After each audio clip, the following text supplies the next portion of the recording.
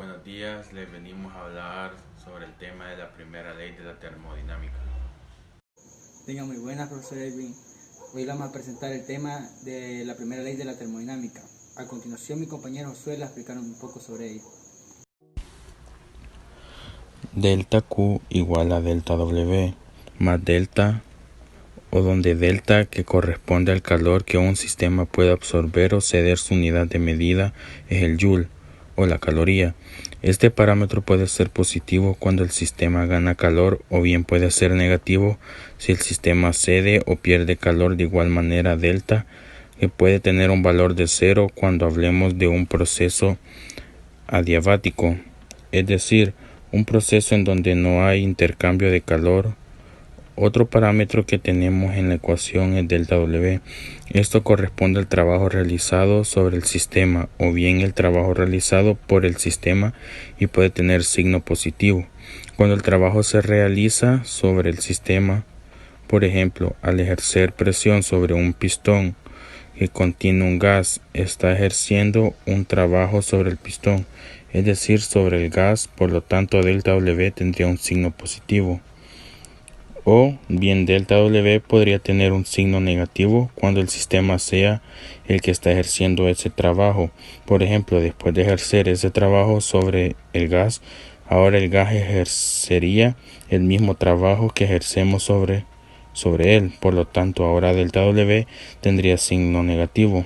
Si nos podemos dar cuenta, este parámetro depende del volumen, ya que cuando el trabajo es positivo, el volumen disminuye, es decir, el gas se comprime, mientras que cuando el trabajo es negativo, entonces el volumen del gas se va a expandir.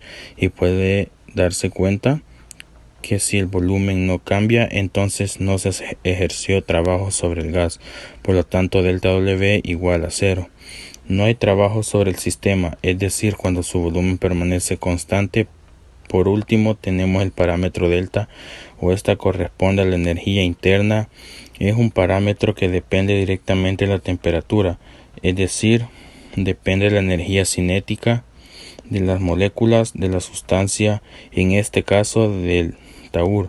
Va a tener signo positivo cuando aumenta la temperatura. De igual manera tendrá signo negativo cuando disminuye la temperatura. De igual manera, este parámetro puede tener un valor de 0 cuando la temperatura permanezca constante. Con eso tenemos la ecuación que relaciona a estos tres parámetros. Por ejemplo, un sistema gana calor, entonces toda esa energía hace que las moléculas se muevan más rápido, aumentando la energía cinética de las moléculas. Se mueven temperatura, y de esta forma también aumentará la energía interna, así como las moléculas al moverse más rápido, entonces va a requerir más espacio para poder moverse.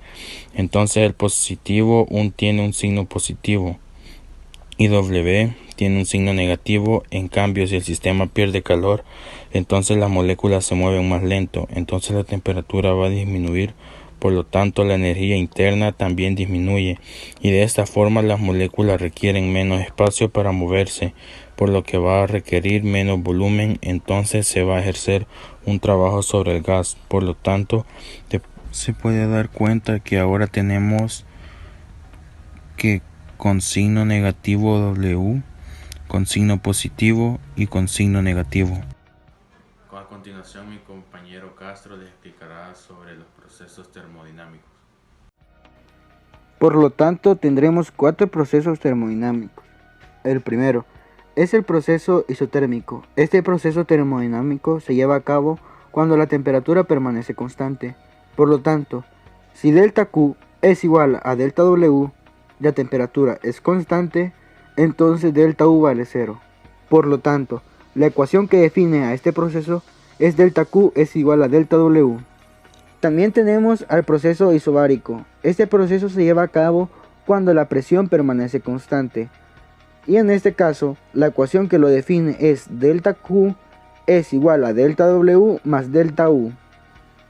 También tendremos al proceso isocórico. Este se lleva a cabo cuando el volumen permanece constante. Por lo tanto, si el volumen permanece constante, entonces delta W tiene un valor de 0. Por lo tanto, la ecuación delta Q igual a delta U más delta W nos queda como delta Q es igual a delta U, ya que delta W vale 0. Por último, tenemos el proceso adiabático. Este proceso se caracteriza porque no hay intercambio de energía, es decir, no hay intercambio de calor. Y entonces, si no tiene intercambio de calor, por lo tanto delta U va a tener un valor de 0 y delta W también va a tener un valor de 0. Es decir, no va a cambiar la energía interna y tampoco se va a ejercer un trabajo, por lo tanto, el calor que absorbe o que cede el sistema es igual a 0. Muchas gracias por su atención prestada.